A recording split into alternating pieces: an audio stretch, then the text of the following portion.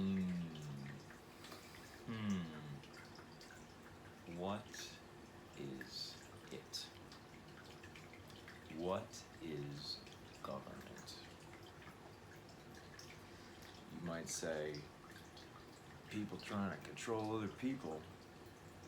Pretty much. Yeah, pretty much. But how? Under the auspices of controlling and regulating an economy. Yes, that is what the government does and has done and likely will continue to do as long as there is a need for the exchange of materials, services, and goods for the advancement and thriving of some kind of human project. I don't know. Not to say that it isn't happening, but just the scale of it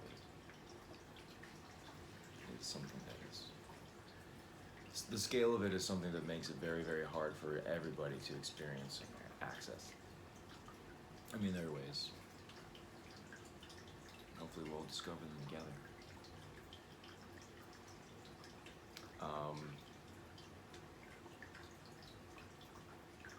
What was I talking about? Oh yeah, governance. Yes. Government regulates economies. It says you can do this you cannot, and sets up rules for how things can be done. You know, every single economic institution abides and registers with some kind of governmental agency. And how is this achieved? Oh, let's talk about it. Let's talk about it. Well, it's kind of hoping that you're gonna follow the path of least resistance. Now, I'm gonna bring back another term from another video that I've mentioned. And in that video, I brought up the term rich people supremacy. Now, let's talk about how old rich people supremacy is. I think there's a pretty commonly understood story, at least in my understanding of the world as it currently exists. There is a story that a lot of people know about that involves a man who got angry at some money changers and kicked them out of a building. Rightly so. Rightly so.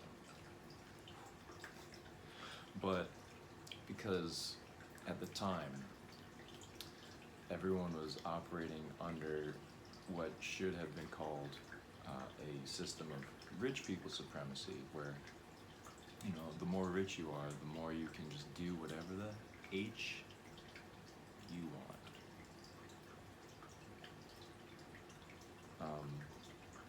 It kind of seems like it still is that right now, doesn't it?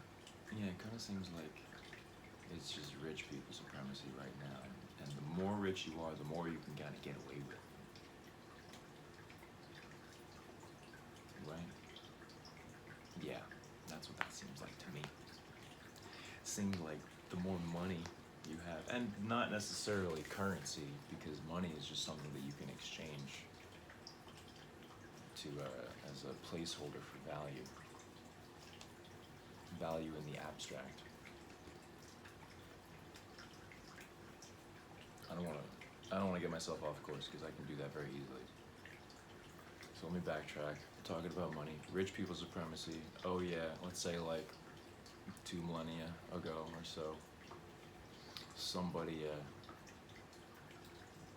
upset people that were making lots of money, and they wanted to keep making lots of money. So that because they had lots of money, they said, you know what, let's pull some strings. Let's sick the cops on him and have him publicly executed. Has the world really changed?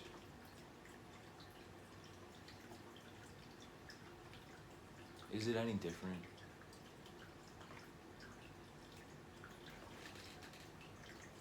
Are the people who are like running the show down here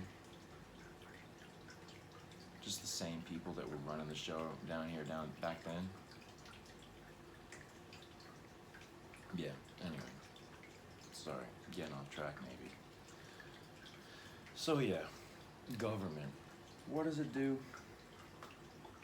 It regulates the economy. It's it's trying to tell you, oh, we have to get a nice stable economy. No, it's really just managing sections of people at a time. So that, I'll reference this from the other video, there's the culture of development, there's the culture of extraction. The way that they interact is very profitable for the people that manage those transactions and exchanges between the two different nodes of a physical economy. Now, I might have asked in another video, hey, do you think that the whatchamacallit, do you think that the financial system is upstream of the physical economy, or is the physical economy upstream of the financial system? I mean, there is like a little bit of a back and forth, but one does, in my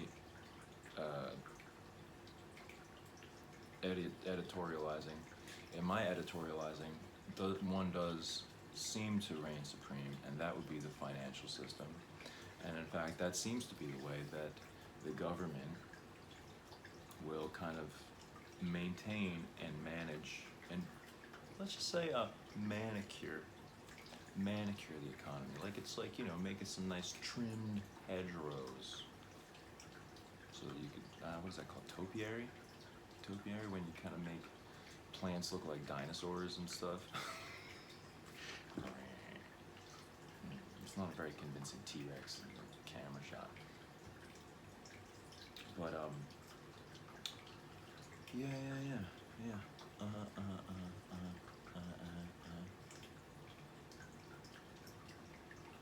What was I talking about?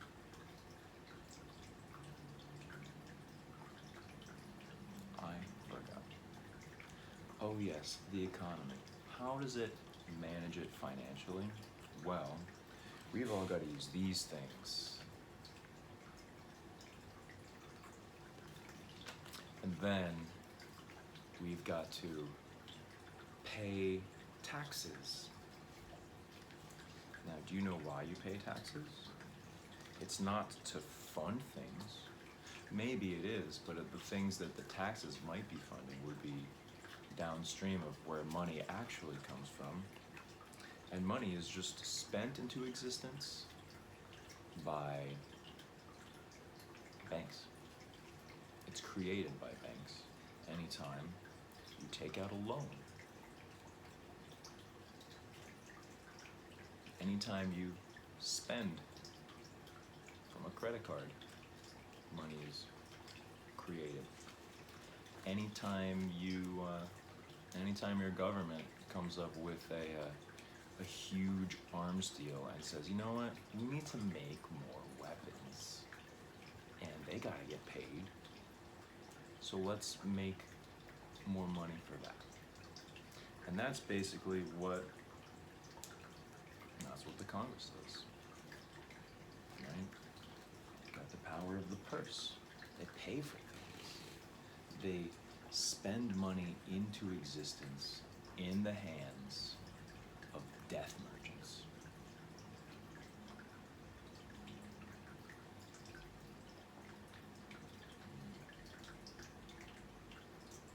Yeah. And then they spend it on whatever they want. And so that's part of why you have these cities, because you have these rich people that can afford to own the city somehow. Because, a lot of stuff is like privately owned. I mean, somebody owns it. And whoever owns it is the person who can afford to own it. I don't have any real estate, but I understand the real estate of real estate. And yeah, Monday. Monday, Monday, Monday, Monday. Monday. Yeah. And yeah, so that money will eventually kind of trickle down and do this, do that. And, you know, people got to figure out where they're going to get money. So then what they do is they typically find some kind of arrangement. They'll be like, hey, let me find someone who has more money than I do, but tell me what to do in exchange for some of that money. I think we'd call that a job, where you say, you know what, I'm going to find someone else and submit to their authority so that I can get some kind of finance. Hold on a second. Hold on a second.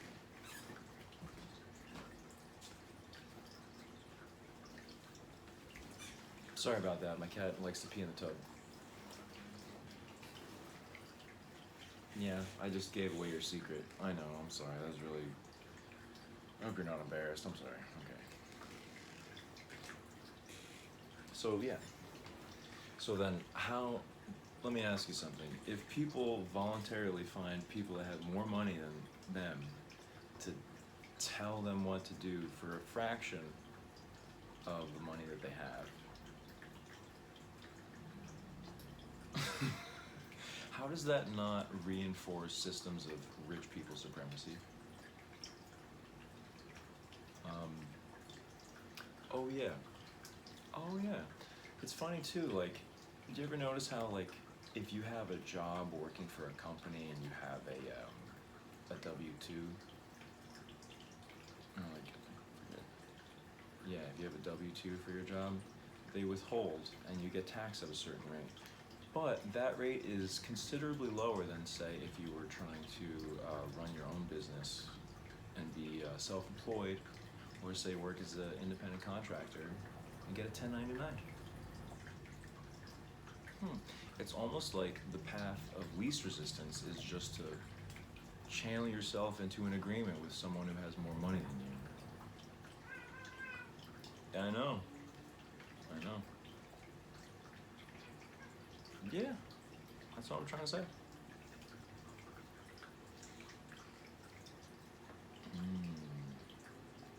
Yeah, and oh yeah, let's talk about tariffs too.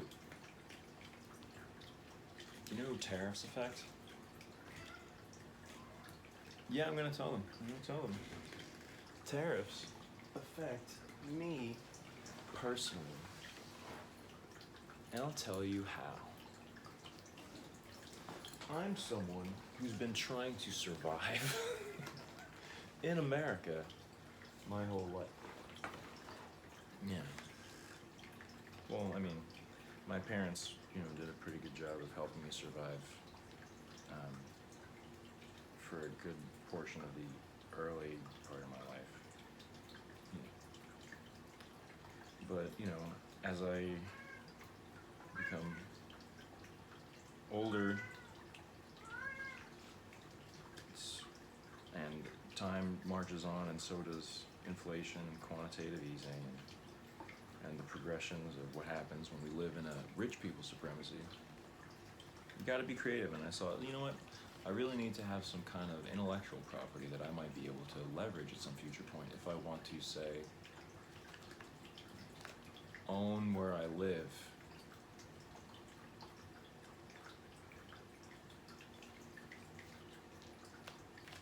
So anyway, that's why I made this. A little bit about my own personal backstory. I am a musician. I have been playing and teaching music. I have been, you hear about the 10,000 hour thing. I've been doing 20,000 hours on instruments, thinking about music, solving things, figuring things out. But then also at least 10,000 hours of teaching other people in all sorts of different situations, whether it's going to be like an ensemble of students, various ages, young people, old people. Sorry, old people, that might sound harsh. Yeah, that's all right. They can take it. And then, so Yeah, you know, like one-on-one, like talking to people one-on-one. That's part of why this is so weird and why I'm kind of pausing so much. Is like usually when I'm engaged in a conversation, I have like a person that I'm talking to and reacting with, bouncing off. If I could see what they're understanding, what they're not understanding, um, and then I could base it off of there and just kind of like move together depending on wherever we need to go. We just kind of meander through understanding to a greater, deeper level of it. You want to come up here and say hi? But anyway, yeah, so as a music teacher, I was like, well, so many reasons why I made this. This is a deck of cards. It's called Node Mode. I found out, luckily, that the name actually translates to mean grace meeting. I just thought it was a fun play on words because it's like node, it sounds like, you know, a node. But it's with a G, so it's like a little bit of a nod to knowledge. You know, the Greek word for knowledge, which is gnosis. Mode, that's also a play on words because it's like, you know, in music, you have modes. Man, I can't even believe it. I can't even believe you're doing that. Yeah, you're doing that. Dude, I'm trying to get you more cat food. Yes, shameless plug. Shameless. Shameless plug.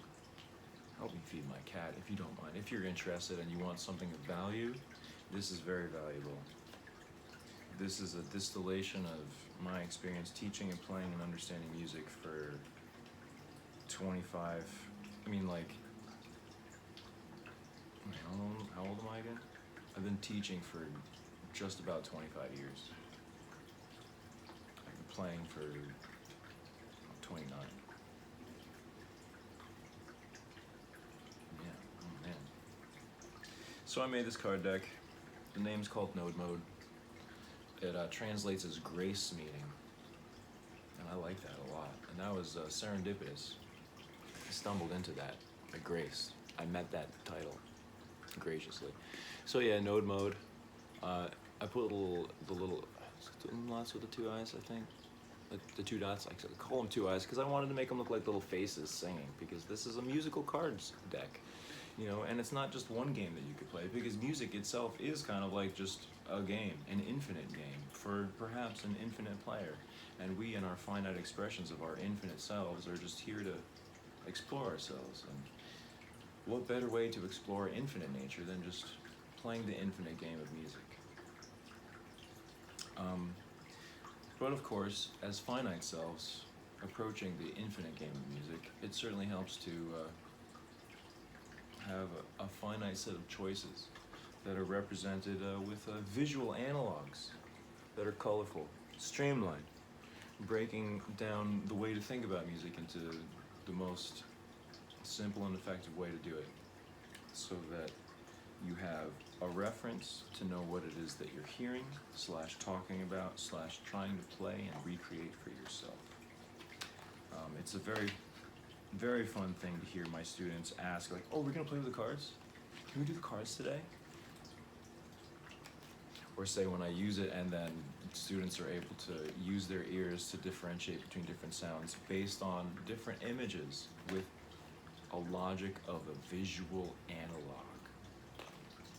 I'm sorry, that was my included product promotion. Something that I created myself. I guess I'll have to put a link in the description. Yeah. I do have some for sale, but anyway, the reason why I made this is basically you gotta do something, right? In the economy, oh yes, that's right, tariffs, because this right here, I have a bunch for sale on a limited quantity for sale that have been printed right here in these United States of America. It would come with this bag. This bag was not made in America. These dice, I do not believe, were made in America. Yes, there's a set of 3 dice, even though this one serves as 3 different die in one. This is a multi-die. I don't know, is it 3? Is it 5? Maybe it's a 3/5 compromise. That's a terrible reference to history. Oh, but yes, that was a government policy, wasn't it? Government policy with respect to managing an economy. Yeah, that was the economy back then, wasn't it? That was the economy. So let's say I, as an individual living here in the city of Newark, this undisclosed location in the city of Newark,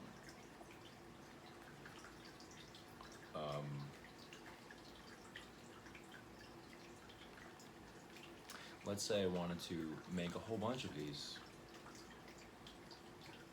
Well, the only way that would be remotely affordable for me would be to find some kind of producer overseas. And let's say maybe I looked into that and I got a really good price. I'm like, you know what? I'm thinking about doing this. I'm thinking about taking a risk. I'm thinking about investing in something that I will own and that will be of value, not just perceived value, but of actual practical use for people that want to take their mind without a computer. It's a deck of cards. You could take this outside and not be radiated in your freaking gonads. Well, not by this anyway. And you could use this to literally expand the capabilities of your mind. Or at least that was my intention, amongst other things. You know, it's like, in a way, if this thing can stick around longer than me, it's like after I ditch this body, it's like I could still teach music. That's so cool. I mean, come on.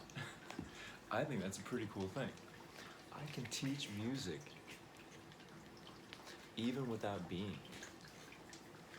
Oh, yeah, I like that.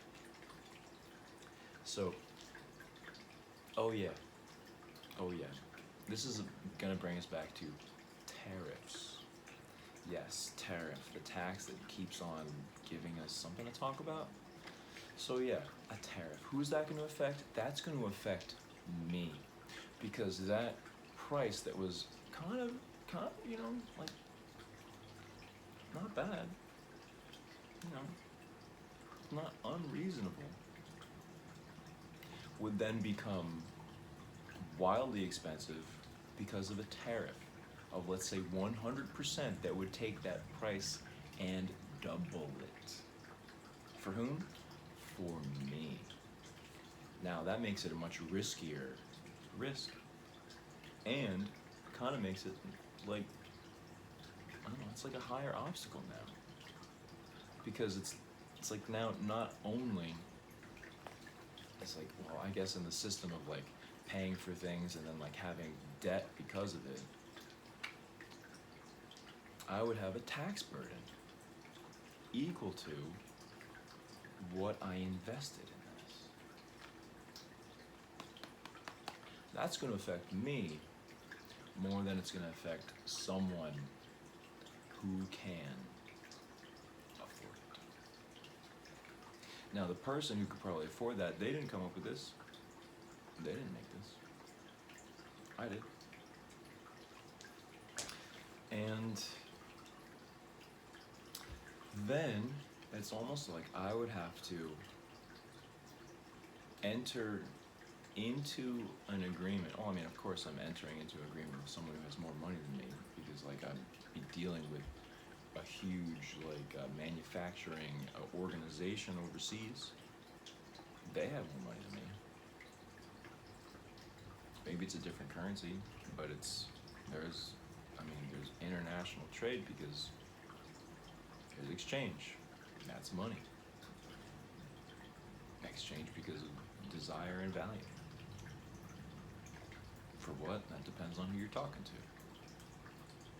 And I guess that's all you could really get out of that. But someone else that was, say, better off would say, okay, yeah, sure, I'll just take the hit and I'll just do it. But I don't know. It's kind of waylaid me a little bit. For one thing, it would actually take the price of that thing and bring it down. And there would be way more of them. And yeah.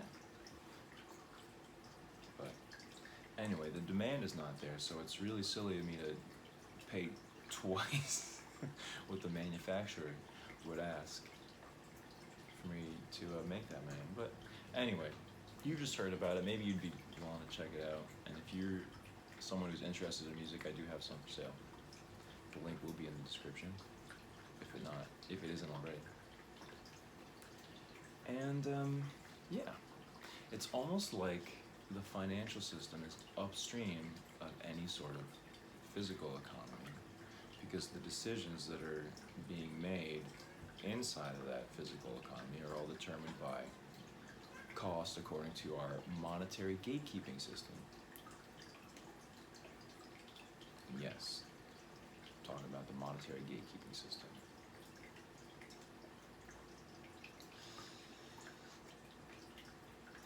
Now, yeah, I know, I should probably save monetary gatekeeping system for another video. I will.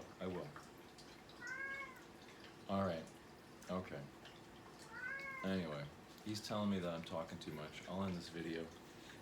And thanks for listening. I hope to run into you again sometime.